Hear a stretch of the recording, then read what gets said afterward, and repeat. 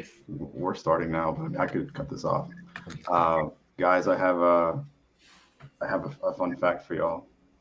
So with Philly, the Eagles losing the Super Bowl against the Chiefs, and the Philadelphia Phillies losing against the Astros in the World Series, there can only be one storyline to fulfill and complete the trifecta. You guys know what it is?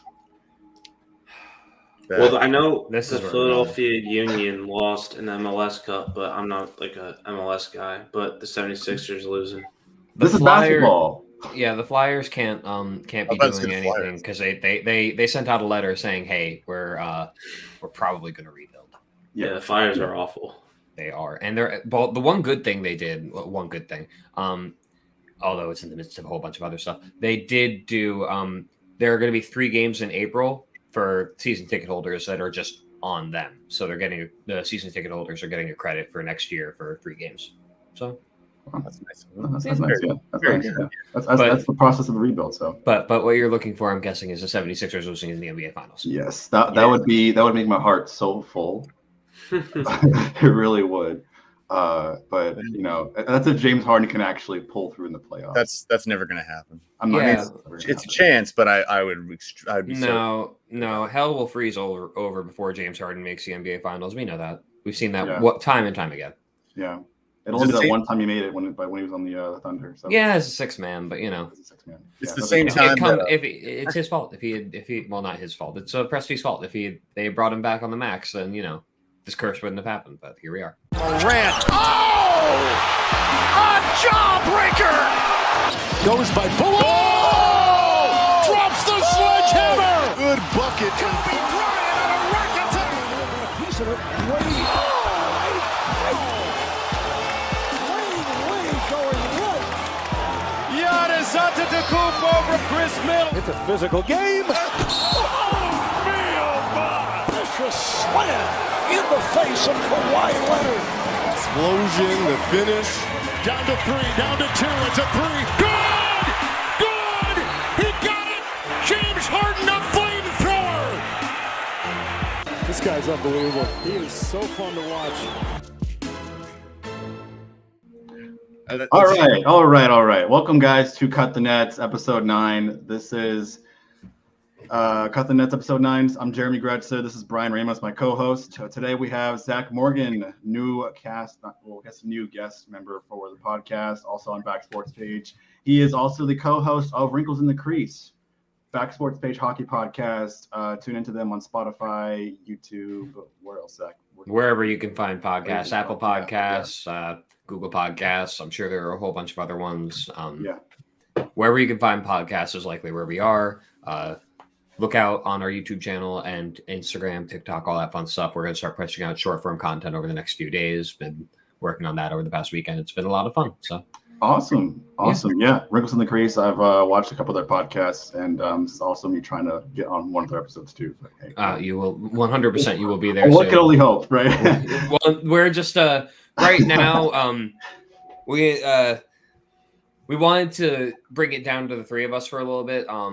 Just for the last few episodes with the All-Star break coming up and trade deadline. But I do believe Natasha and Trevor will open up. They're very much bullies to me. I know it looks like I wield a lot of power on the show, but they actually terrorize me on both Twitter and in a group chat. It's really terrible. Send help. Yeah. I mean, that's what I'll be there for. Exactly. Yeah. No, I need as much help as I can get because they are just constantly bullying me. Wow, awesome. That's Zach for you guys. And also, we have Eric. He's back for another appearance for the podcast. Welcome back, Eric. Guys, did you guys watch the Super Bowl? Of course. Oh, yeah. Loved every second of it. It was a great matchup until the very end with that weird call of the holding. Wasn't weird. It wasn't weird at all. It was actually holding. I mean, look, I understand everyone's arguments, but at the end of the day, after the game, James Bradbury comes out and says, "Hey, I held the guy," and he thought he was going to get away with it because it wasn't that much of a hold, but he did. And the ball wasn't catchable, but he still grabbed the jersey. I disagree. The judgment of making that call in that moment, that's in every ref, you allow a certain amount. In every game, the refs allow a certain amount of give and take. And it was rather shocking that was the amount that it took for the ref to throw the flag there. Oh my goodness. I mean, one, I disagree. I want to push back on this. People keep saying the ball wasn't catchable. If he held him twice. First he grabbed him off the side, then he did his zip route to go to the left, and then he was actually, you don't see it on the camera angle, but he actually had his hand on the stomach too, along with it on the hip. But if he'd had full speed, he would have been at the back of the end zone because it's a timing route. But I mean, you got to call it. They're on an island. Like everyone's watching in that situation. You know, it's different than being in the first quarter. You don't want to be. I guess for me, whether it's a call or not, to pertain this to basketball, there's been a lot of officiating-led games that sort of decide the final ending of the game. Notably, the last two Rockets games, and of course the Celtics games, Celtics and the Lakers games. Officiating has been really a huge problem lately in this over the last 2 weeks, and surpassing, like, besides basketball and football, especially the Super Bowl, a game that's like the biggest game of the entire year, and hopefully it doesn't really, I guess, leak into the basketball playoffs. But yeah, for that matter, I mean, LeBron, he tweeted out, I guess, because LeBron's, like, he got a huge following on Twitter, and so when he tweeted out, like, this was terrible, like, no way this ever happened, you know, you got a lot of LeBron, dick writers who like to support him, and it's either if he believes it, then all of his fans believe him. They don't get to formulate their own opinion. So, opinions are like assholes, man. Yeah. I mean, but opinions. Deadline. He's the last person. He's the last person to complain about calls. By the way, he's the last person to complain about missed calls. Let's be real here. The last person. I mean, yeah, he threw a temper tantrum. 2 weeks ago, for sure. That's all I have to say. Well, let's be clear. He did get fouled in that Lakers Celtics. Oh yeah, that's true. Yeah, he did. He did. You're right. In this instance, I might say that he's got a little bit of his word might be worth just a little bit due to recent events, but whatever. Let's get into the trade deadline that just happened last week. We're going to talk about the aftermath of it and how each team that's been a huge factor in these trade deadlines, how they fared. We're going to start with the Brooklyn Nets, of course, because we have cut the Nets as our episode. The Brooklyn Nets trade KD and Kyrie to the Dallas Mavericks and Phoenix Suns. In return, they pretty much get a lot of glorified role players. Let's start with Zach. Let's see what his thoughts are. What do you think? How do you think the Suns as a team feel after pretty much gutting their defense for KD? I mean, they got what they wanted. They got KD. They got KD. They didn't have to give up a crazy amount. They didn't have to move DeAndre Booker to get, or not DeAndre Ayton, excuse me, to get him. I mean, I think they're totally fine with having gutted their defense because, in a lot of arguments, what's the best defense? Is a really good offense. It's really not the best defense, but with Kevin Durant, even with his advanced age, injury history, and quite frankly, he's not, what he was, but he's still Kevin Durant. He's a bucket every time you need him to. He'll get you what you need. And quite frankly, the biggest thing here is Chris Paul, who has notably disappeared in moments, now has a guy who he can give the ball to. Devin Booker has a guy who he can give the ball to. Kevin Durant is your go-to guy.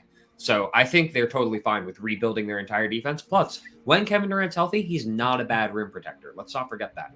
So there's still room for them to build a defense around what they have.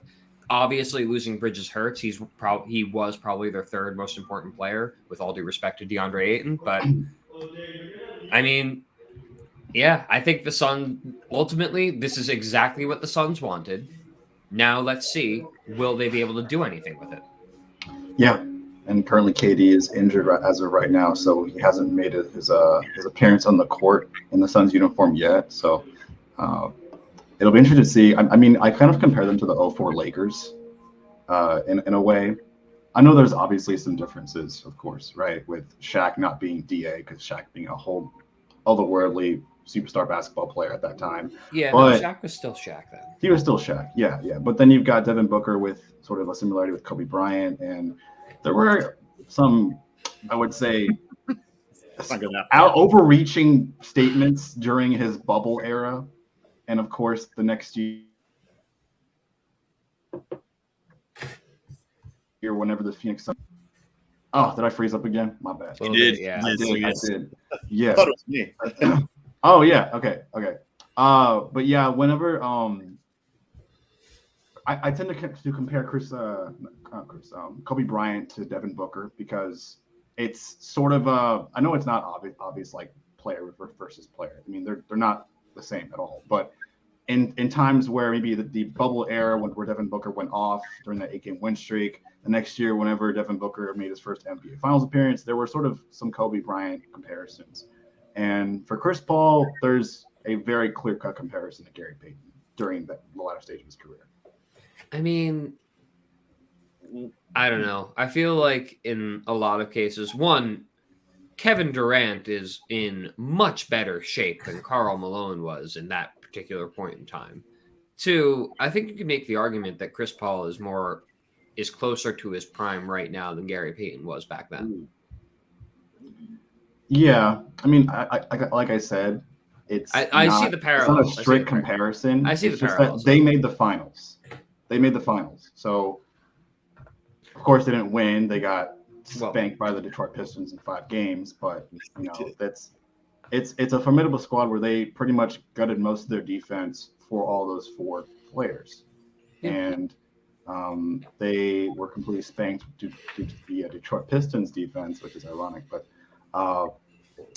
Eric, what do you think? I think you got something to say.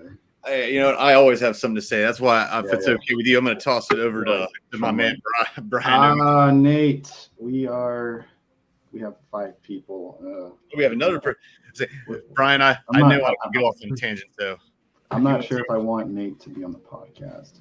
I'm not sure. He can hear you. I'm not sure.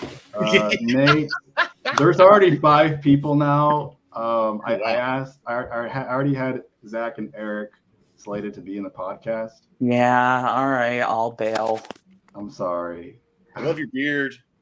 Thanks. You sound good though. I mean, if you can use your phone for the next podcast, that'd be great. Yeah, that's one way to solve it, I guess. All right, well, enjoy the rest of your show, guys. I keep thinking like, they can't hear us whenever they're like, in the. No, they can hear you. You made that mistake last time. I did. I have had to maybe put Trevor or Natasha in timeout at times, out because the bullying got too much. The bullying got way too much. So man, it was a lot to take. Damn. Yeah, that's the story. Is that where you were saying, Eric? Brian, yeah, I know I have a lot to say usually, so I'm gonna be a courteous person, and I want Brian to go before me. All right, thank you. So as far as like that Durant trade, I think it's like a great fit for both teams. I mean, the Suns get a superstar in Durant. He's going into the situation where he's the best player on their team. He's going to be taking the last shot if need be. Phoenix Suns pretty much sacrificed their defense and Bridges and Cam Johnson for their championship to win a championship. But like they even got some defense back because they also got TJ Warren. So like he's a solid player, the bubble god. Suns are going all in. You can make the case that they arguably have a big 4. And like as bad as it was with the Nets like imploding, going from championship to now not having a superstar, and when they traded Kyrie and Durant, but I don't hate the trade for the Nets. They cleared up a lot of cap space now. They're not paying Harden, Durant, or Kyrie Irving's contract, which is a combined $400 million. Plus, they have a crap ton of cap space, crap ton of draft capital for future assets for trades or whatever. You get Bridges, who's a defensive player of the year candidate. Cameron Johnson could be a 15 to 17 point per game scorer. From the Kyrie trade, you get Dinwiddie, who returns to Brooklyn, where he had the best years of his career. You also have Dorian Finney-Smith. Like, yeah, the Brooklyn Nets don't have a superstar anymore, but they're still going to be at the very worst, a play-in team, and they're arguably the best defensive team in the league. So for trading 2 stars and when they kind of lose their championship hopeful. I don't hate the trade for the Nets, and they're going to be a very interesting team to watch. Yeah, no, I based on their first 2 games, I mean, they were playing team basketball more so than any other game that I've played this season. I mean, they were completely using every single player on every touch and every possession. So I mean, the only thing I would change if I was Jack Vaughn, I mean, he's a great coach, so he probably knows way more than me, but I'd probably start Cam Thomas instead of Dorian Finney-Smith. But because I did see Cam Thomas, obviously this is like a joke, but the rate Cam Thomas is going, he's going to break LeBron's scoring record by 30. So he's been doing. You think Cam Thomas is good. having like a Linsanity moment, or is it he just really 100%? Okay. Like 100%, it's a Linsanity moment because he's not going to average 45 points per game, but he is like really good. Like even when he was on Brooklyn, like he was going toe to toe in practice with Durant. Like they'd 1-on-1 each other, and Cam Thomas would even win. So, like he's a certified bucket. Obviously, it's a Linsanity type stretch, especially now since he's even coming off the bench. But I actually do like Cam Thomas. I think he should start. But I don't hate their starting lineup of Dinwiddie, Bridges, Johnson, Finney-Smith, Claxton. But I would start Cam Thomas instead of Finney-Smith. I see them as probably a 7th seed, realistically. Yeah, 7th seed. They're basically back to before they got D'Angelo Russell. I noticed that of all those players you guys mentioned, no one talked about Ben Simmons being still on the net. We don't care. Does anyone want to? Very deliberate. Thank you for bringing it up in the room. Zach. No, I just figured someone needed to do it. Yeah. He's gonna have a buyout.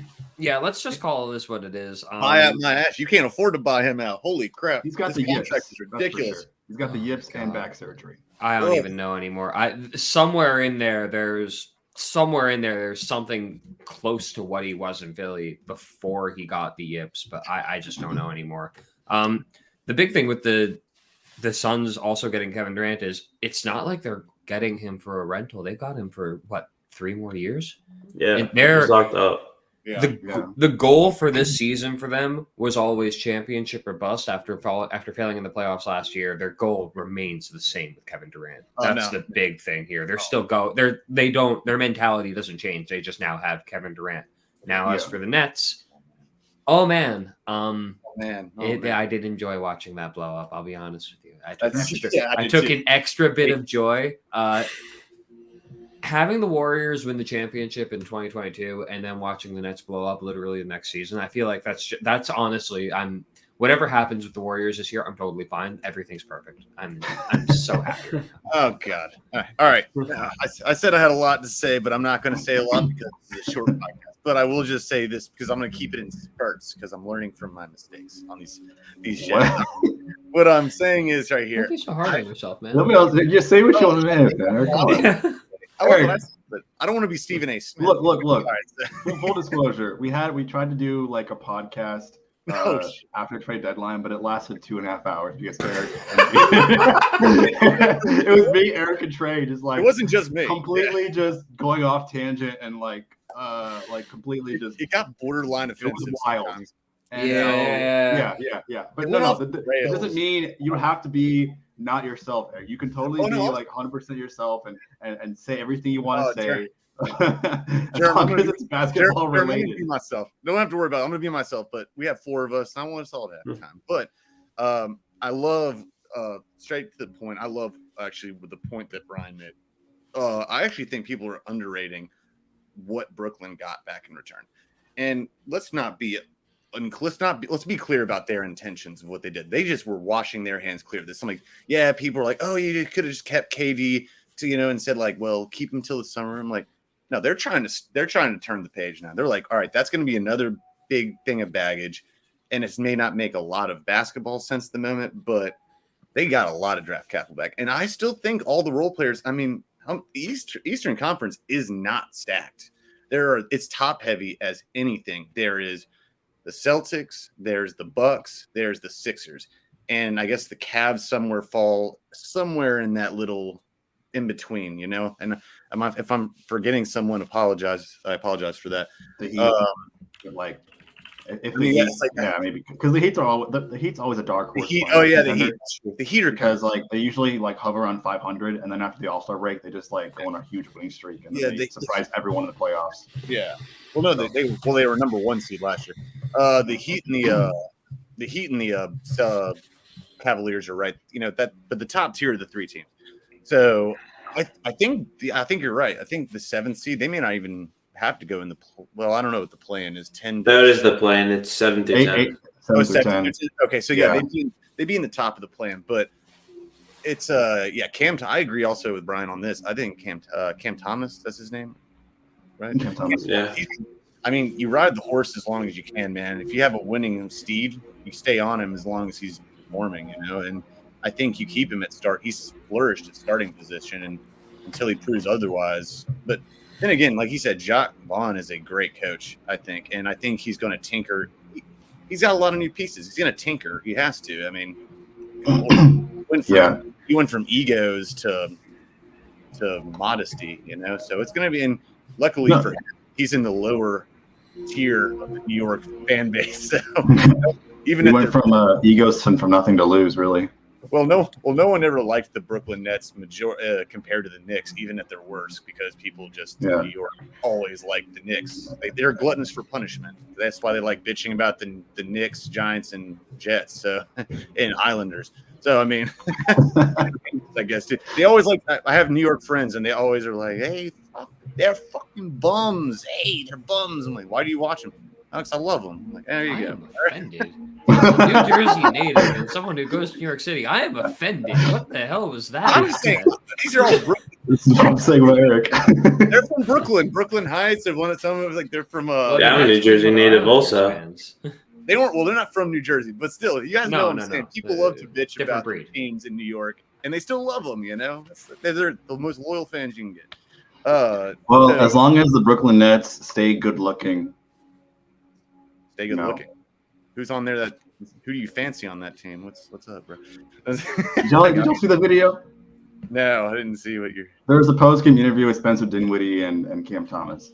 Oh, okay. And it was supposed to be a Spencer Dinwiddie post-game interview with a reporter on the court, and he asked Cam Thomas kind of like joined in, and like the reporter, I think he was like, "Now I've noticed there's a lot more good-looking players on the team now." And then is that true? And then Cam Thomas is like, "Yeah, there are a lot of good-looking players on the team. No homo." And oh, that's what he said. Yeah. Oh yeah, and he got fined. He got fined $40,000. That's what he said was no homo. Oh my God. He's not the first NBA player to get fined for saying that exact phrase too. I don't. I know. It's just funny. I thought he said something way more crass. I'm like, he said no. No. He violated the You're in the wrong state of diversity and inclusion and Take minorities. that back off too. Only thing I'll cover left before I pass the torch here is the Kevin Durant thing. I'll push back on, and it's not him specifically. It's the talking about like this is a make or break year because Chris Paul is fading off the map. He can't stay on the court, and he's a shell of himself. He was always a shell of himself in the playoffs as it was. He just disappears. He's like a turtle in his shell, and Booker. I'm offended by anywhere close to Booker and at times looking like Kobe Bryant, but because Booker cannot play defense and Kobe was Defensive Player of the Year several, at least in the conversation. No, he was all defense, not defensive. All defense several times. Yeah.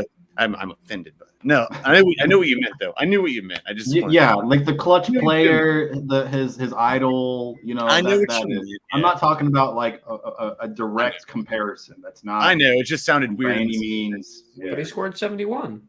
70, but yeah. No, I'm sorry. All right. Yeah. That's like you also can't play defense, and you also I'm not saying he's got defense, and he just disappears for stretches at a time. He just needs to stop dating the Kardashians, and then he'll be all right. Is he dating the Kardashian too? Damn. Yeah. Well, not anymore. He called it off. He did? Well, no wonder why he sucks now. I'm sorry. The opposite. I was about to say, hey, Tristan Thompson say about that. Dude, yeah, after Tristan Thompson broke up or cheated on his one of the Kardashians, he fell off the map. Yeah, he went to the multiple Detroit times. Pistons, and that just finished it right there. Yeah. But He retired. Out of But yeah, I his think mind. the KD. I think if they don't win it this year, I mean, plus also it wasn't about this. Their defense is a big question, and just to finish it up with the Suns, they gave away their bench. They don't have a bench now, and so their rotation is great. KD has to be like, I mean, he has to be on the court, but not all the time. But he has to stay in terms of being healthy on the court because they don't have 6th, 7th, 8th man. Hey, well, that's a situation he's familiar with. Because what did he have to do in Brooklyn? He couldn't leave the court. Period. End of story. Was too big. So, Oklahoma City, but he didn't win championships there. The only time he won it was when he had a bench, which was in Golden State. Weird how that works. Yeah. Yeah. Hey, and guess what? He left to go be with Kyrie. Hey, you know, Man, great that's choice. listen. If his foot was not as big as it is, they would have had a ring. Just FYI, okay? Or But they wouldn't have at been in the least close to a ring. if they won. Yeah, you're right. If his foot is a half size shorter, it goes to overtime. Is that correct? Or No, he hits the three pointer. Oh, No, they win. Yeah, they it was win. a buzzer beater. They win outright. Yeah, it doesn't. Go to They overtime. outright, yeah. But then they play the 'cause Suns, and then we have an interesting one, and then who knows what happens. Yeah. that would have been cool. But Harden was the fun, only too. thing that scares me about the Nets though is now with all this Kyrie and Durant saga is just like, will stars even want to play for Brooklyn anymore? Because like No. obviously we'll never know what happened. But Harden even mentioned, he goes, "Oh, when everyone was saying shit about me, now you guys finally know what happened." So clearly something happened. I mean, I don't know Durant's really a reason, but Kyrie's reason, I'm assuming, was because of all the stipulations that was put in his max contract when Durant wasn't. Because it was like for bonuses, Kyrie had to play in a certain amount of games. The Nets had to make the finals with Kyrie on the roster. So, like, obviously, rightfully so, I'd be pissed off that, like, I'm a star player. I get stipulations when Durant doesn't. So now it's just like, cool, the Nets have all this draft capital. The Nets have all this cap space. But who would want to play for Brooklyn knowing that this is how they treat their stars? So with the Nets though and Kyrie, you have to remember their relationship soured as soon as it became clear that the situation was going to be what it was in Brooklyn and Kyrie was going to not make a point to not participate in that. And as a result, he missed a good part of the season, and that put him on the outs with management. So let's not forget that. Yeah. But you're not wrong. The way management handled this situation was abysmal. You had Kyrie Irving, you had James Harden, you had Kevin Durant. They played, 16 games together?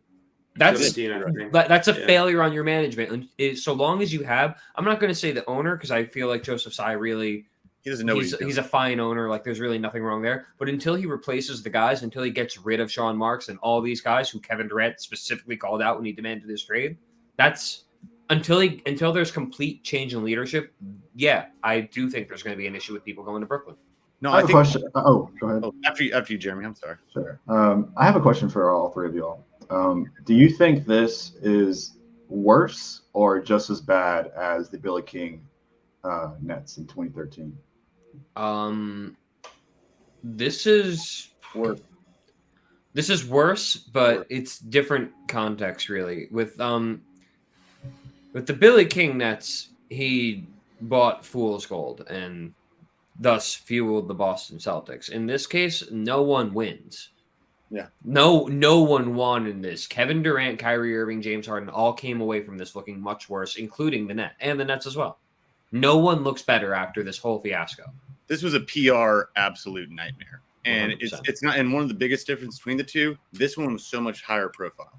It was on the main stage of everything. Like KD is the most, I mean, him and LeBron, whatever. KD is not as vocal, I guess, but he's the biggest face other than LeBron in the NBA. Maybe Steph Curry, you know. So it's like he's just, and then Kyrie, he's notorious. He's going to say he's not the most famous. He's infamous, is what it is. And I can't blame Brooklyn for putting limitations. Even before he got to Brooklyn, he went to Boston and just bailed, and he had no good reasons for it. He just, And that's not even talking about the off the court stuff. I know the Yeah. optical. Yeah, and that's the which you optical. can't, which you have to bring up with it. He's just a distraction everywhere he goes. And you know what? Mark Cuban, God bless you. Good Well, luck. it's in Texas, so like Texas doesn't really have any regulations and rules when it comes to. No, I'm not even talking about that. No, yeah. I mean, hey, the Earth's flat, so maybe he'll. A lot of Texas people believe the Earth is flat, not including myself. Yeah. Speaking of the Mavs, though, how do the Mavs feel now? I mean, they've played 2 games with Kyrie on the court. Wasn't it 1 game? Lucas played. They played the Kings. They lost in overtime. They lost in overtime, but Luka and Kyrie both scored a total of 55 points. They were 28 and 27. Yeah, they're really good, man. Offensively, defensively, they're liabilities for sure. Yeah, I mean, to go back to that last point about your question about what's worse, the Big Three saga or the Billie Jean stuff, I think it's 100% the Nets' Big Three failure. Because anytime you have those players on your team, it's championship caliber. Even if you exclude Harden and you keep Durant and Kyrie, that should have been a championship team. And they lost because of a shoe size issue, and then they got swept by the Celtics. Like, when I think of the potential that team had, I think it's one of the biggest failures in sports, along with the United States not winning the gold medal that one time. But to go back to the Dallas thing, yeah. But to go back to Dallas and like the Kyrie Luka deal, I mean, it was their first game. Kyrie had 28, 7, and 7. Luka had 27, 9, and 5. Like, that does look very good on paper. It looks like so far until Kyrie, I guess, does another distraction, they're good. But I'm even more impressive that Jaden Hardy's getting more minutes, although he only had 3 points. But Josh Green stepped up. He actually had tied for third most minutes on team, 40 minutes, had 23 points. I am a little worried about like what they're going to do defensively, but I know they're also kind of without Maxi Kleber. So hopefully they get better in that regard. But I think Dallas is going to make a push. And I think on paper, like all distractions aside, Luka and Kyrie would have worked well together. But it's a big if nowadays. Yeah, to say the least. Does that bring them any closer to Denver, though? At the end of the day, does that close the gap with Denver or Memphis? No. I don't think Memphis. Denver is still very tricky to me because I don't believe them as a team. Really?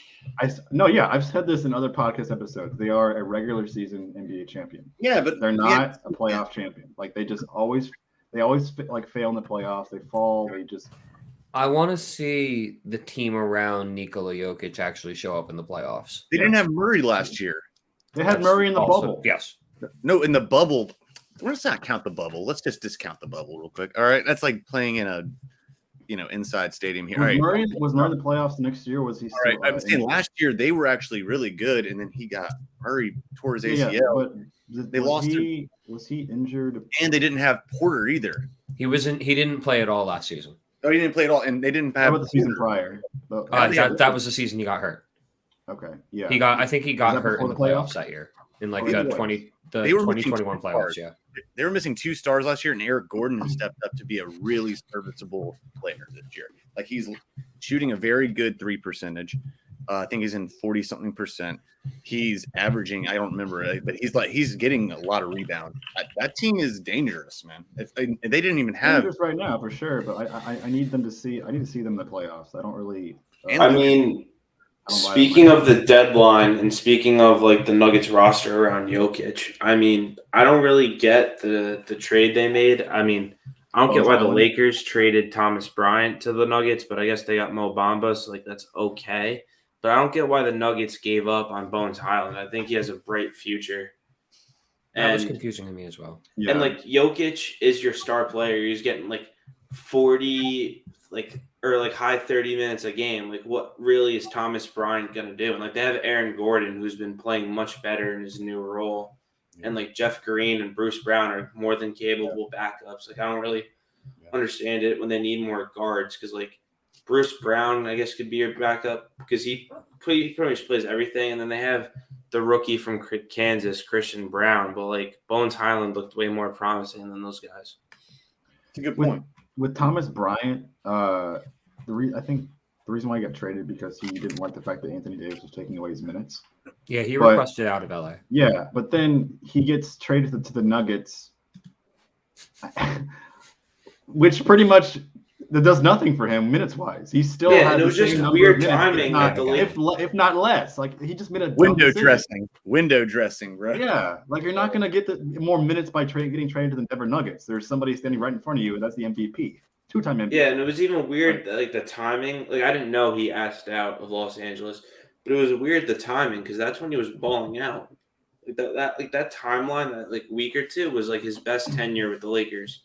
His best Yeah, stretch. that was when Davis was out. But then as soon as Davis came back, I think it was after 1 or 2 games, he didn't like his minutes restriction. He didn't like his decrease in minutes, so his request to trade got kind of lost in all the NBA hubbub about the trade deadline with all the star players. So that's why it was kind of like left under the radar. But it was also really quick too. Like they just pulled the trigger immediately after he requested a trade. Yeah, and Brian, you're absolutely right. I was just looking this up. You're right, man. Nuggets got they're They're top heavy on guards right now. It's like, damn, dude. I think if anything, they probably could have used a couple of bigs, a couple of front courts. But Jokic plays. I guess that's why they got Thomas Bryant. But I mean, again, he's not really a defensive anchor. No, it's a weird. Hey, you know what? If anything, who's their GM? Damn it, never can get it right. The guy used to be on the Celtics or The Lakers GM? No, not Or the Nuggets GM. The Nuggets GM. He's what? I can't remember. Calvin Booth. Oh, never mind. I'm stupid. Sorry, I'm thinking. Yeah, Calvin Booth. My apologies, but either way, I think they should have just left them the way they were. I think they're good, but maybe they know something that we don't about the durability of the backcourt. Maybe that's what it is. I mean, maybe it's Nobody insurance. really knows. It could be insurance at this point. Like they lost people last year in the front court or the back court and some forwards. Sometimes, I guess it's better to have insurance. Yeah, but I like him so far, and I still think once Steph comes back, I mean the Warriors are always going to be a threat no matter what seed they are. So I mean, yeah. And don't even get me started. The Lakers can. I don't care what people say. The Lakers did pretty well in the trade deadline. Yeah, they can do whatever they want. They're not going to. There's one problem though with them. It's LeBron. He's been injured for the last few days with a foot issue, and it's been nagging him like constantly over the last few days. The problem is AD is who it is. I'm not too worried about that with LeBron though. Being honest.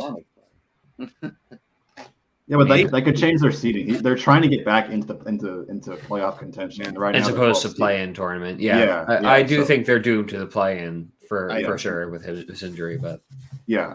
But with LeBron, it's he needs to be able to be on the court in order for them to get more wins. I mean, they got a better roster right now, but they're only 2 games behind the Thunder for the last play-in spot, and if you can't pass the Thunder without LeBron, then. I don't know. You say that they lost the game against him in the record-breaking game. That was so dumb. Oh my gosh. They lost against him when he broke the damn scoring record. That was so anticlimactic. Michael Jordan would never lose that game. Never. No. I would never lose that game. The next day, the best.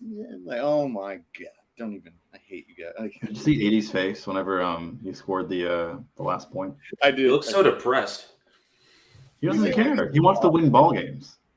Yeah, he's here to win, bro. He needs LeBron to do so because he can't be the guy. It's a catch-22. He needs a new physical therapist and a masseuse and a yoga instructor is what he needs to stay on the damn court. That's what he needs. And he needs to put muscle on. He needs to put muscle on. He needs adamantium bones or something like that. I don't know. He needs to stay on the damn court, dude. I mean, I don't have a problem with AD, but Jesus, man, he's just that dude is going to become like I can't think of a player at the top of my head. I know I could, but he cannot stay. And I like him. He's a generational when he's playing generational talent. Anthony Davis now is what Chet Holmgren's going to be dealing with injuries his whole career. Great comparison. I mean, Joel Embiid have the size. Joel Embiid is what AD could have been. It's like because they're both 7 footers, give or take, and they're both athletic and they both have perimeter games. They're face up. Except for I'll say this: Embiid's better because he has a back to the basket game, whereas AD's not These days, he's not back to the basket. I think AD has more of a facilitator role. I mean, he's able to. He was a point guard when he was before he hit that growth spurt. Yeah. And both Embiid and AD have had significant injuries. It's just that AD has more games or has less games played than Embiid when it comes to having to sit off the court due to his injuries. Like Embiid just comes back and just plays through all the injuries. He just has that mentality. I think that's the difference. Yeah, he missed his first year though. More than that, he missed his first. This is like first 2 years. Yeah. First 2. I mean, that was when the Phillies were like in a rebuild, so it didn't matter. Yeah, him and Ben Simmons both missed Had the to first trust 2 the years. process. Yeah. Yes. Well, no, Ben Simmons only missed his first year. Let's say- was only his first. I miss Ben Simmons. I don't. The person formerly known as Ben Simmons. Yes. Okay. Yeah. The player formerly known as Ben Simmons. Now I guess everyone wants to change their mind on Donovan Mitchell winning a Rookie of the Year now, don't they? No, actually, I feel like no. Ben Simmons did really well in his first official year.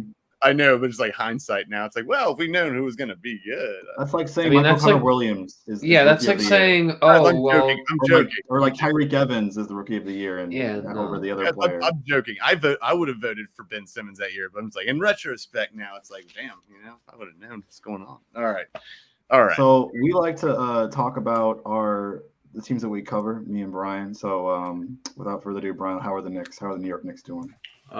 Knicks are doing good. They're the 7 seed. They're a game and a half behind the Heat to avoid the play-in spot. Connecting the dots of the trade deadline, they went up and got Josh Hart, giving up Cam Reddish, V. McCallick. I hope that's how you say his last name.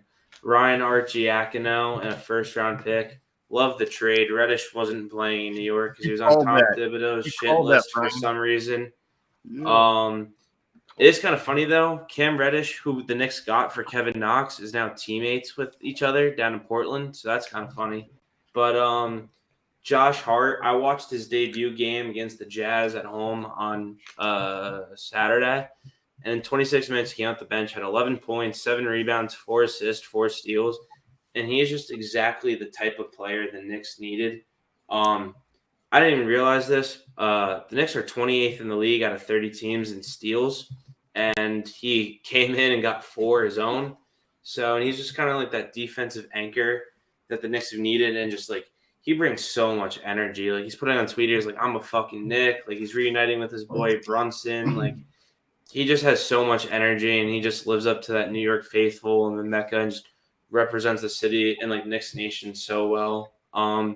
They play the new look Brooklyn Nets tonight at 7:30. It's going to be a good game. The Knicks have kind of got raped by the Nets in this rivalry. The Nets are on like a 9-game win streak right now against us, but they're not having KD or Kyrie, so hopefully we can snap it tonight. We're at home. They're at home too. Yeah, the last time the Knicks beat the Nets was everywhere's at home there. Yeah, the last time the Knicks beat the Nets was January 26, 2020. So it's kind of been bad. But honestly, the only, I guess, complaint I'd have about the Knicks right now, and obviously they're still going with the 9-man rotation, so Deuce McBride kind of fell out of that rotation. The only 2 complaints I have about the Knicks is I think Josh Hart should eventually start over Quentin Grimes, because I think it'd be better for the both of them. I think Hart should start, rhyming accidentally. And I think Grimes can kind of run the bench unit and be more valuable on the bench unit. And then going back to the trade deadline, kind of wish they traded Obi Toppin. There was a lot of value around him. Apparently, there was a huge breaking news deal that was supposed to happen. Rumors speculate it was the Knicks getting Zach LaVine. I heard about that. I don't. A lot of my Knick fan friends didn't want the trade because it was like, here we go, another typical New York thing, getting a veteran with injury issues that might not work out.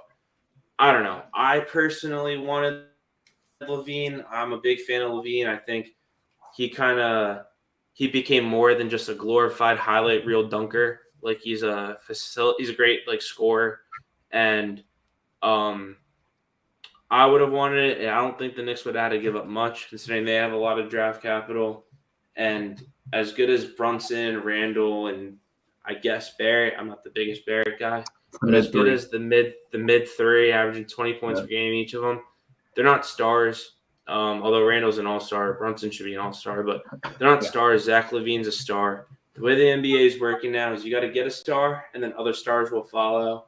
And I think the Knicks are like a superstar, and then like a side star away from competing. And I think LaVine would have gotten them there. But I'm also I'm content with not getting LaVine. I wanted him, but I'm fine not getting him. Ready to roll it out, and the Knicks still haven't even made their splash yet, so I'm excited. Hopefully we could beat Brooklyn tonight. But other than that, I'm chilling. No Jalen Brunson appreciation. I mean, Brunson's a beast, except that game against the 76ers where he had 20 points in the first quarter and then 8 the rest of the game. But I'll give him credit for the win against the Jazz. He had like 35 points or something. He's him. Yo, He B, is you him. seem, B, Oh, you he had seem, 38 points. He had you 38 seem points. excited, Brian. You seem really excited. I'm this is probably the most this is the best time for me as a Knicks fan since 2013. Yeah, So, usually it's like you have an angry face. Like, yeah, I heard. No, I'm chilling, man. I can't wait. I don't know if I'm being too optimistic, but I think tonight they snap the losing streak against the Nets. I really do. I think they will. For sure. What's the under? I think it's Knicks -1 Oh, okay. I think that's actually too little. I think or -3 or something. I think the Knicks should have a way bigger advantage. That's what I think. The Nets have defense. That's all they got. They do have defense, And they have Dinwiddie and Cam Thomas for the offense. You don't have the size compared to the Knicks. Yeah. It's Knicks -2.5, -2.5.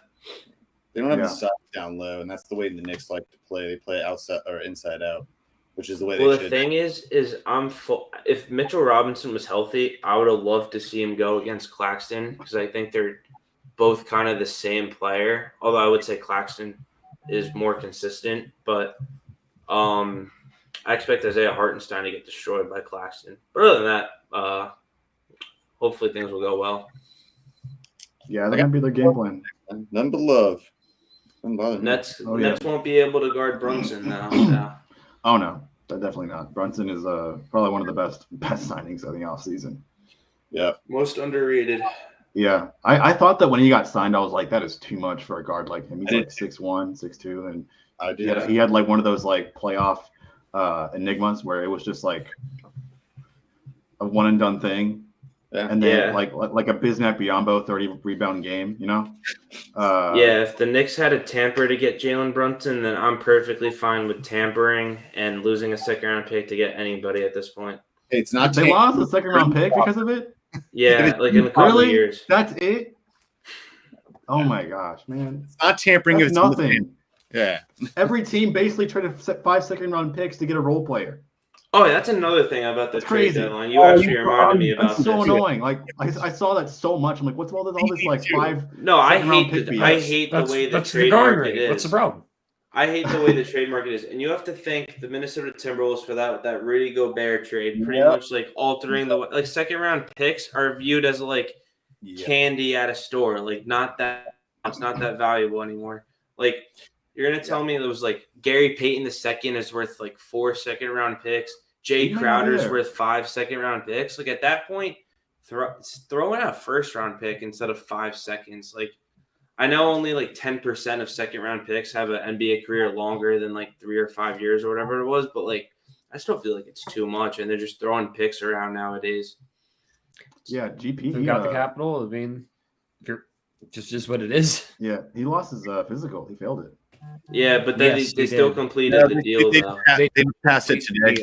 They just- Yeah. So like, what happens then? I mean, how does that- What happened there is Gary Payton II failed his physical because it was revealed that he had he tore one of his core muscles, and the Portland Trailblazers were allegedly pressuring him to play and giving him Toradol so that he could go out and compete, as if nothing was wrong. Obviously, that came back. The Warriors did complete the trade. However, they filed a complaint against the Portland Trailblazers. Right now, it does look a lot better than it did when they first got him. It doesn't seem as though he's going to be. They're hopeful he'll be able to return before the playoffs, hopefully before April, and actually contribute to that. But the initial concern was that he was going to be out for about 3 months, which would yikes. Yeah. So Did not know that was the case. Yeah. So remains to be seen what's going to come of that. The Portland Trailblazers have, of course, denied that they even knew he was injured, which great. So this is going to be resolved in the offseason. Gary Payton II will return to Golden State. James Wiseman goes off to Detroit. And Sadiq Bey ends up weird. The desert. He's the second overall pick. Of the world. It's just such a weird, The second overall pick from a few years ago has the value of Sadiq Bey and, Kevin Knox and 5 second-round picks. That's not that weird. Darko Milicic, baby. I mean, come on, it's not that weird. We've seen it before. James Wiseman, though, he has talent. No, this is weird because with Darko Milicic there was a bit more kind of mystery because he was a European prospect who honestly needed another year before he should have gone into the draft. Yeah. James Wiseman, we saw the potential that he could be, and he could still reach that potential. It's just it was not working out in Golden State. Good luck. It just was not going to happen there. Good luck with him being on Detroit. I mean, if Darko Milicic spent another year before going to the draft, he would not be an NBA champion. So no, he would not. Yeah. He would not be an NBA champion, and he also would have been selected later. I forgot about that. He was on the bench when that happened. Yeah. Yes, they traded for Rasheed Wallace because he wasn't working out. Yeah. Yeah, and then the weird thing with that Josh Hart trade, though, is so the Knicks put a top 14 protection on that pick, and now because of the play-in, it's the Knicks pretty much have to win or they lose their pick. So, like, even if they go to the play-in and then they lose, they still would lose their pick to Portland because it's still technically outside that that top 14 pick. So, like, Knicks literally have to be, I guess, a new top 8 seed or like a top 6 seed to avoid the play-in altogether, or they lose that pick to Portland. So it would honestly be really interesting. Not that I want the Knicks to like be in the play-in or lose, but it would be very interesting to see the Knicks get to the play-in, which is like technically a playoffs now, and then they lose their pick because of the step-in rule. Hey, by the way, for the record, Darko Milicic, Rasheed Wallace was on the team with Darko Milicic. Yeah, no, they didn't trade Darko Milicic to get him. They traded that was the same year, the same season. They drafted him. They got Darko to get. Okay, I got. No, they got Rasheed Wallace to start in place of Darko. Okay. I misunderstood. I apologize. Yeah, no, you're good. All right. I suppose I can talk about my Rockets now. No, well, you didn't say. Well, you didn't ask me about the Hornets, bro. I mean, what's up? We'll get to your Hornets. That's just slander. Okay. I don't even think anyone's going to ask me about the Devils today, Eric. I completely understand. No, we I'm kidding. Yeah. It's a short conversation. That's all it is. This is going to be short. Don't get me wrong, but I'll just say that the Rockets were actually underrated trade participators in the trade deadline. We didn't think that they were going to do much. I think in the front office they weren't going to do much until the last game, or the last game they had with Eric Gordon. After that last game, they were like, all right, let's mix things up a bit.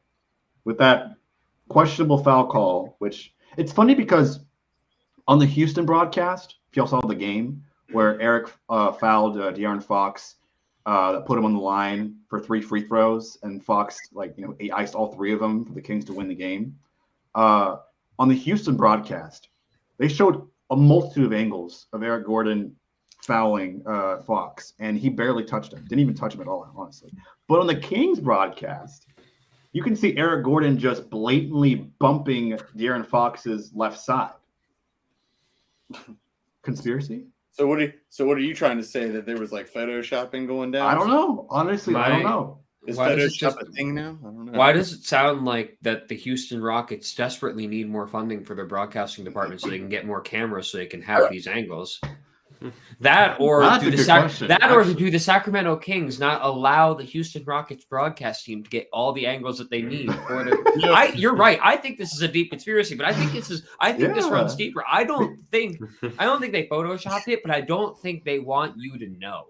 Yeah, here's the thing. Also, the Kings only showed one angle, and they showed the perfect one. The Rockets showed the left side, the right side, the aerial angle, like all the angles. But not the one that showed him getting fouled. But not the angle of them behind each other. That's what the Kings showed. But they only showed that angle from the Kings side. Anyways, That's a conspiracy we can, talk later about.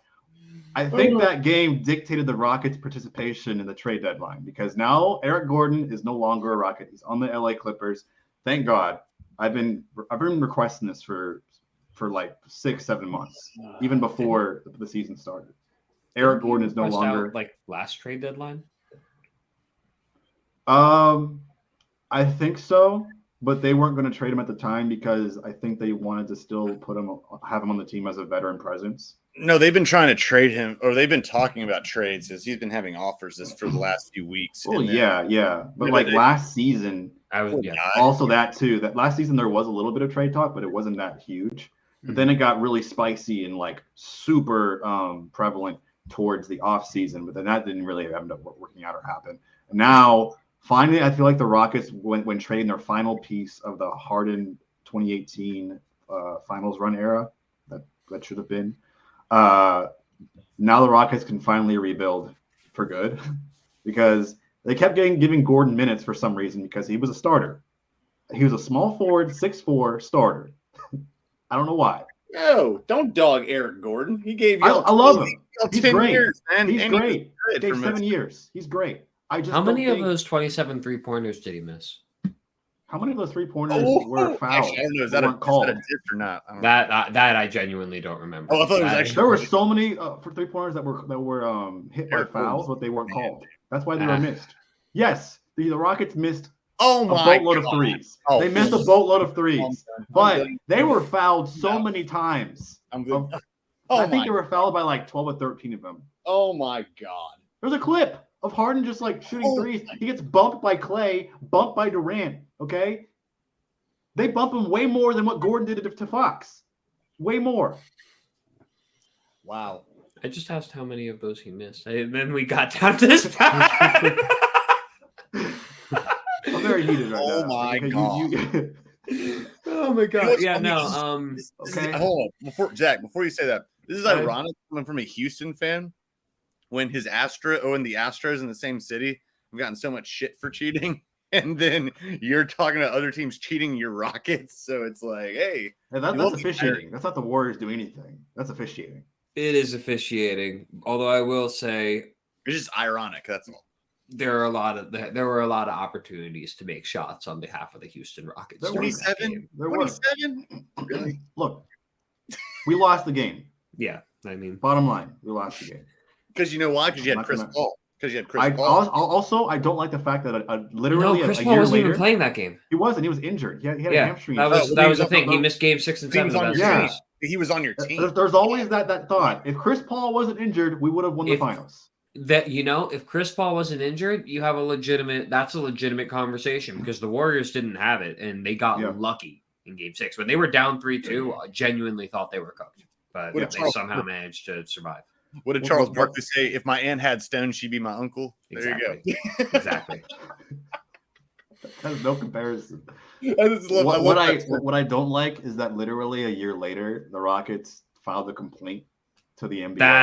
That was fucking wild. Yeah, genuinely that provided me and every Warriors fan with enough fuel for the rest of our lives. There's nothing that a Rockets fan can say to me at this point. Daryl Morey just made himself look bad the last 2 years. He just made himself look bad, And then now he's on Philadelphia. Yeah. Well, now he's keeping his mouth shut. And now he has James Harden still. Yeah. But getting back to the trades, the Rockets did pretty well. I mean, I feel like they gave him more minutes to KJ Martin. KJ Martin's now a starter. That's great. They put in who did they put in? Either it was Josh Christopher or who the hell did he put in? Because I know KPJ's injured. Now with this sort of Şengün and Jalen Green dynamic, I don't think they need KPJ. I think that the contract extension that Porter Jr. signed was actually sort of a great move for the Rockets because now they realize that they don't really need KPJ. They're actually, ever since the departure of Gordon, their last 2 games have been nail biters. But one play decided everything else. Like the Miami Heat and Rockets game, they lost by 2 points because Knicks. You guys know Deshaun Nix? You know Deshaun Nix at all? Yeah. Deshaun Nix should be removed from any sort of NBA team. He's a G League phenom. All right. He does not know how to play basketball on the NBA level. I don't know why the Rockets are giving him any sort of minutes at all. If you can check his stats, you can check his plus minus, he's bad. He's honestly just terrible. They had Nix at the last play guarding Jimmy Butler. Okay. And then the play that he ran was sort of like a pick for Jimmy Butler to roll to the basket for an alley-oop play because they had like 0.07 seconds left in the clock. And Nix was like in no man's land at the elbow while Butler was already at the layup area for him to do an alley-oop. And it was perfect. It was a perfect play because, of course, Silas had Nix in for whatever reason. I don't know why he didn't release Nix or trade him for that matter. I guess no. I guess that makes sense because no team really wants Nix. But is he not on the team anymore? He is. Oh, it's funny because Silas gives him rotation minutes and then he gets DNP and then rotation minutes again. It's like back and forth. It's so weird to me. I don't know why he either give him minutes consistently or don't let him play at all. That's just my thing. So they lost by a mere possession in 2 straight games so far. And I think I really appreciate that. Actually, despite their losses, I appreciate their effort and their energy so far since I think over the last 3 games. Because like the month of January was abysmal. They lost so many games where they were just not showing effort on defense, not showing effort on offense. They're last in turnovers, but they've been actually showing some pretty good effort against some decent teams. In the Kings and the Miami Heat over the last 2 games. So I think this trade deadline also boosts it. They have 2 new veteran presences. I think Danny Green also got a buyout, so he's not really going to be on the team anymore. But they have Kaminsky and they also have Justin Holiday. Look, hey, they're veteran players. Kaminsky. They're veteran players. Frank the Tank, Wisconsin legend.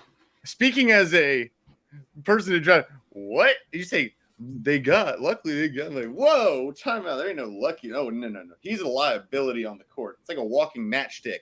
Oh my God. It doesn't matter if he's a liability on the court. It doesn't matter. He's a terrible. As long as he has a veteran presence and Silas doesn't give him starting minutes, we're fine. So was Eric Gordon.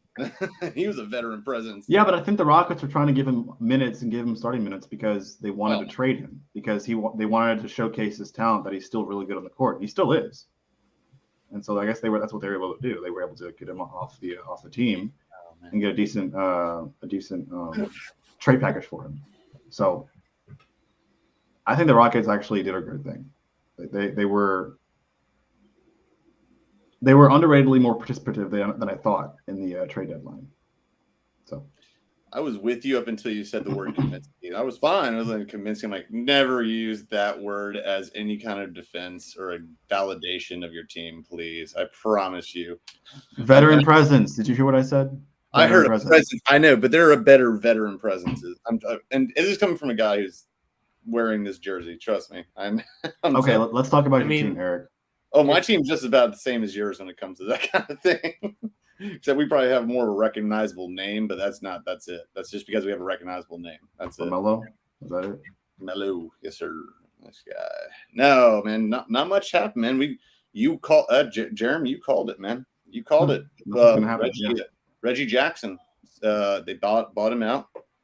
And Mitch Kupchak came out this week and said that there's not much to really say about the Hornets. That Mitch Kupchak came out and said, we're a small market team, and we're going to be able to build our team through. It's not going to be through big names in free agency. It's going to be through development of our young players and the draft. And this actually builds on to what I think it was Brian. You said this. My disdain for dishing out second round picks like they're monopoly money, and it's like it worked to our advantage because we got rid of. And we talked about this on the. I was like, I had to figure out the opposite point of view here, pointing at Jeremy. I was like, we talked about this as well. You talked about Mason Plumlee. We got five second round picks, if I'm not mistaken, for Mason Plumlee. The best ambidextrous player in the league, not Ben Simmons. Well, he had to be because he couldn't get any worse with his right hand. So I saw someone deliver a take that Mason Plumlee in his current iteration is better than Ben Simmons. And, Yeah. No, he's having a better career than him. Right, like this season. So is Frank Kaminsky at the rate he's going. And all Frank Kaminsky really needs to do, if I'm not mistaken, is spell Şengün for a few minutes a night. And garbage time. Exactly. Yeah. That's what veteran players are there for. If they're willing to do that, live on that decent salary, I think it'll be good for the Rockets.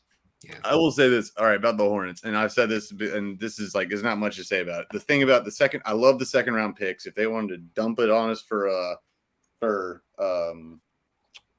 5 second round picks from Plumlee, great.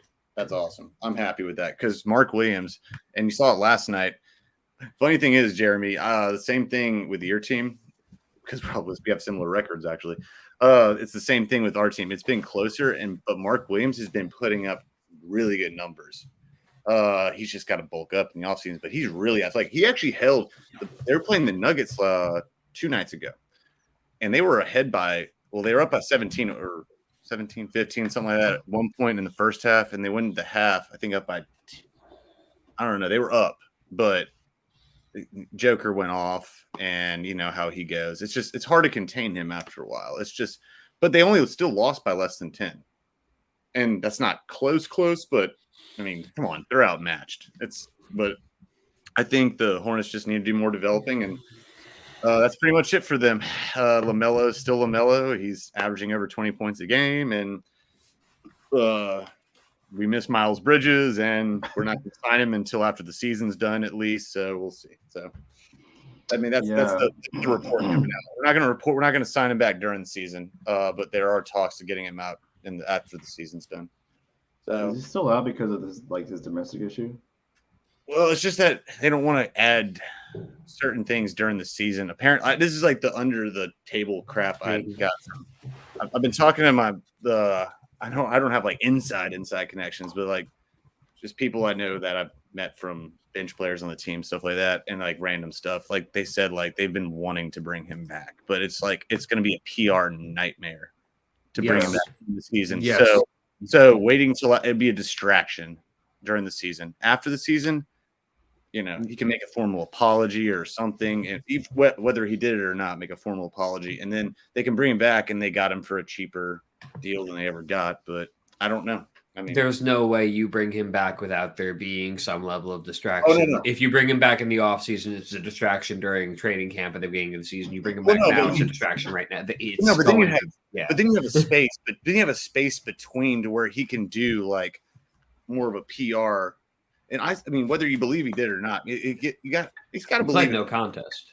Well, he pled no contest. He actually pled not guilty at first, and then he's gonna get drained of money, and God only knows how long it would take him. But who knows? Who knows what goes on behind the scenes? But Michael Vick did something terrible, and he got a second chance. Michael Vick is that society. There is, and I'm saying like he should have second chances, man. I mean, let the man try and make his way back. But not so did Deshaun Watson. Not during that's different. Not during the season. Deshaun Watson didn't get 20. I don't think Miles had 23 counts hitting him in the face. Deshaun Watson is an illegal immigrant in Texas. And then Deshaun Watson also got paid after that $250 million. Like there's a no-fly zone for Deshaun Watson in Texas. Holy crap! Like if he steps foot, actually not in Texas. Let's not put Miles Bridges in specifically Houston, Texas. Let's not put him not allowed to be anywhere near the city of Houston. Point is, I think that he was our leading scorer last year. It's always a hardcore hit when you lose your leading scorer and he's also a good defender. And Pat Bev is on the market right now. I'm hoping that we look at Pat Bev if he would be willing to sign with us. For what? Is he going to get bought out?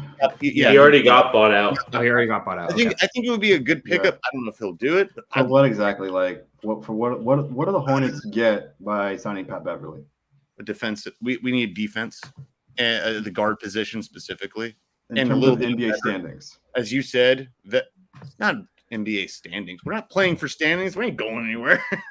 Why would you get Beverly? Yeah, why would you get Beverly? Because maybe it helped the vet. As he said about Frank the Tank, maybe Frank the Tank, maybe veteran leadership. We need defensive leadership. Like But why would Pat Beverly join the Hornets? Why from I don't know about that. I don't know. That I don't. He's joining the last place Charlotte Hornets. I agree with that. Hey, I mean, there's been talks about him either going to the Bulls or the Sixers. I could see the Bulls. Oh, I could see the Bulls or Sixers too, because the Bulls need some defensive guards. Yeah, especially because Lonzo's out. Yeah. Hey, I just said if. I didn't say he was going. I just said we should try to get him. But I don't. Also, Eric, the Plumlee trade was only 1 second-round pick. You got one. Then where do we get all the other ones from? I think the what was it? The Bucks traded 5-round picks for Jay Crowder. Was that cool? No, the Hornets got a bunch of. Wait, I don't know. I think it was something like a 3-way trade, but we got 5 different second-round picks next year. That's what it is. I don't know if we got them all this year, but we got 5 second-round picks. Several teams want that, and we got 2 first-round picks, which I don't know, but not in this same class. But it's all in this class, but not in the same time. So, I mean, I can't blame Mitch Kupchak for going for the draft to get it. And maybe we suck so much more than Jeremy's team that we get the Frenchman. So we'll see what happens. It was from you got it from the 4-team trade with like Jalen McDaniels and Hart and stuff.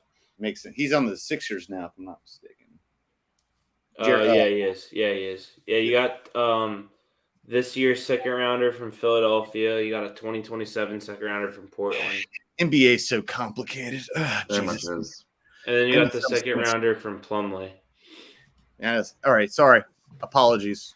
But that's all there is with the Hornets. So put a bow on that sucker and end that season. Speaking of Pat Beverly, I just feel like he's not at that level of veteran leadership where he's willing to stay on a team that has no future, has no like playoff future at the moment, because players like Frank the Tank and Justin Holiday, yes, they really have no like little to no help for a playoff team. They're like the type of veterans that help the young core of a rebuilding team, and Pat Beverly still can contribute to a playoff team. I still believe that. I still think he's got that sort of playoff experience caliber. I mean, he wasn't bad on the Lakers. He really wasn't. I think he was actually pretty darn good. Here's the thing. You're forgetting something about when I think of veteran leadership, I feel like you have to have pull in the locker room. You have to have like respect. I mean, like, so you had to have done something like that. Like Frank was on the Suns when they went to the finals, but he didn't have a voice on there. No, but like he has a voice probably to players who played less years than him. Yeah, but there are other players who have played a long time that are on teams, but they're not going to be like veteran presence. Like, they're not going to have presence the same way. It's not the same thing. Frank Kaminsky has playoff experience. On the bench, I'm talking about Pat. Sure, that changes a person. You see it with your with your own eyes. You see the type of level of competition. I guess, man. Whatever you said. Like, I'm not saying Frank Kaminsky is like a Bobby Portis or a PJ Tucker, because those two players, while veterans, there's a difference between them and veterans who don't really contribute to a playoff team. But that just made my point. Yeah, you just made my point. So that's why I think Frank Kaminsky and Justin Holiday are great veteran players for the Rockets. He's a veteran statue, as in like he's not going to get any kind of like response to anything. I mean, it's like no one's going to be like, hey, we're waiting for Frank, like, woo. Like Pat Bev is vocal. He asked for respect because he's earned respect because of how his defensive numbers are very impressive. First team all defense, first team. I mean, he's loud, but he's earned it. He's got great numbers, I mean, not offensively, obviously, but Yeah, I mean, Tucker. Oh, my bad. No, you're gonna say PJ Tucker's the same thing. That's all I was gonna say. Yeah, I mean, I was just gonna say, like, we talked about like the good trades in the trade deadline, like teams that won. The only trade or team that I'm just confused about what they did at the deadline was the Raptors. I mean, there's reports of rebuilding, like trading Siakam. Not that I thought they should have. They shockingly didn't trade OG and Unobi. They're currently sitting at the last team as a play-in, as 10 seed in the East, but they're 4 games under 500. and then they go out and get Jakob Poeltl. I was really confused by that. Me too. They're not sellers. They're still going to see if they can make the playoffs. Well, they just didn't think they got enough back for each of them. But then once they got, they looked at the offers, and after they got that addition, they said, "This is what I don't know. This is what I heard from ESPN, like other people, analysts, journalists, that they could afford to wait till the summer." And then, well, apparently the Nets offered Ben Simmons and 5 first-round picks for Siakam. Ben Simmons, no. Wait, no, say- no, say no team can five? take Ben Simmons. Come on, did you say 5 first-round picks? 5 first and Ben Simmons. For Yeah, they're just trying Siakam? to run off his first round. Well, if it wasn't for Ben Simmons, Yeah, I'm saying it wasn't for Ben It wasn't Simmons. for that. That might have been a good deal. But Ben Simmons' contract is just nuclear. Yeah, that's Yeah, no, I'm not paying Ben Simmons that much money. Sorry. Yeah. He's just owed so much guaranteed money. It's ridiculous. No. I mean, but the 5 first-round picks, you can tell how desperate the Nets are to get him out of here. Please take him. Take our picks. Please. We don't want him. That's their next goal. That's the next goal to get away Ben Simmons and try to figure out how they can finagle teams to Yeah, buy the into Nets him. the Nets went after Siakam. They struck out there, and then they went after Bam Adebayo and also struck out.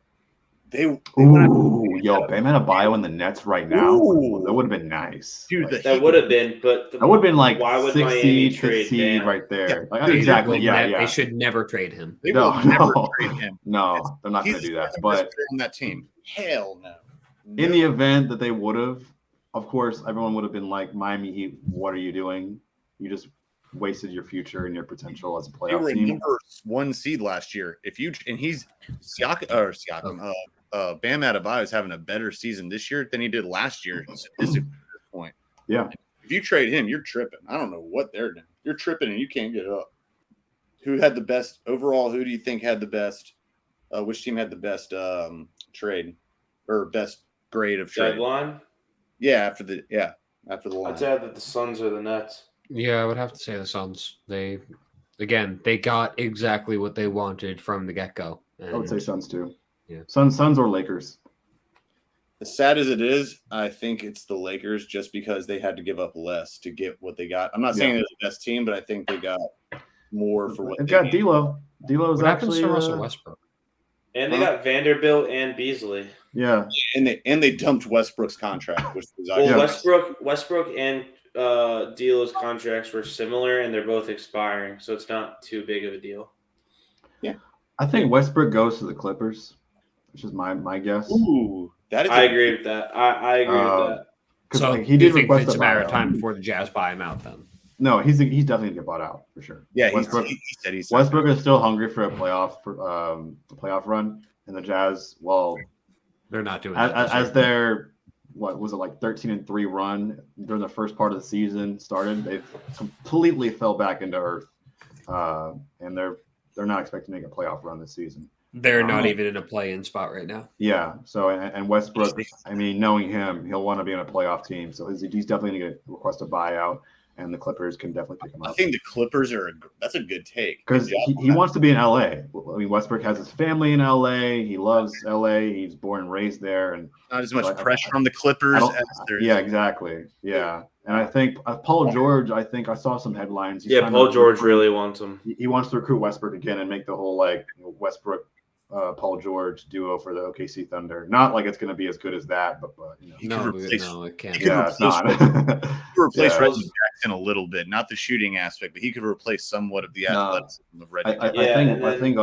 also shoot, like their point guard position situation is also kind of up in the air too, because John Wall's getting bought out as well. Well, now they start Trey Mann, and then have Bones Highland come off the bench. Yeah, it's just a weird situation though. They traded Yeah, guards. I mean, it it's just did. it's so weird. Yeah. Westbrook might get a starting role. Who knows? We'll see. Yeah, I mean, he should. And then, Zach, I saw you said in the chat about the Suns wanting Melo, the real Carmelo. Yes, the real Melo. That's right. That'll That's right. definitely cement the 04 Lakers right there. Yeah, if they do that, then That'll I've definitely got cement nothing. that. Yeah. That's the 04 Lakers right there. Like, Who else can we bring out of retirement real quick? Who else we got around here? Hey, Ben Melo's Wallace. never retired. Get Melo's the not 40. retired. Get the Melo's like 42-year-old 30. assistant coach Udonis Haslam. There you go. Oh yeah. He's Oh, still Juwan Howard. on the roster, right? I'm pretty Yeah. sure. He's still on the playing. roster. He's played Yeah. He played. Playing. He guarded Tatum in like meaningful minutes like a few months ago. Maybe Juwan Howard would get off that the, like once a season now. He shows up, plays meaningful minutes in like 2 games, and then goes off into the sunset. There was like Only a to video. return next He's trade. like, I still got it. And then he goes There was away. like a video compilation of just him falling on the court, and they're like, say what he wants, but no one gives it more than Udonis Haslam.